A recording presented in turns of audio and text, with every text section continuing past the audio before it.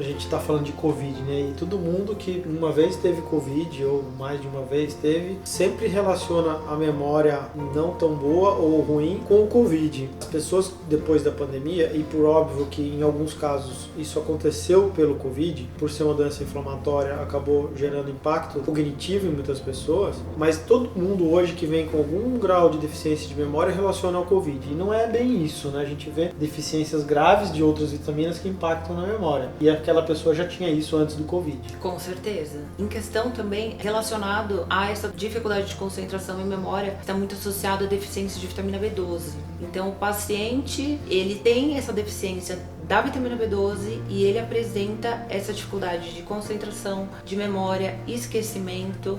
Então é muito comum. E é justamente isso que você estava falando, Bruna. A pessoa vem de um quadro de carência nutricional, pega uma doença inflamatória infecciosa como o Covid, sai pior, porque somada à deficiência nutricional fica o quadro inflamatório, que leva semanas ou até meses para melhorar, né? O famoso Covid longo aí, que foi relatado, inclusive, como um quadro específico pós-Covid, e isso acaba muitas vezes aumentando, mas não raro eu vejo pacientes com deficiências nutricionais tão ruins que a deficiência por si só é suficiente para causar todos os sintomas. Então, em particular a B12, porque ela, e aí vai muito para a sua área, ela acaba, como eu já falei em outros momentos, sendo agravada por medicamentos, por antiácidos, os pacientes que usam os inibidores gástricos de acidez, né?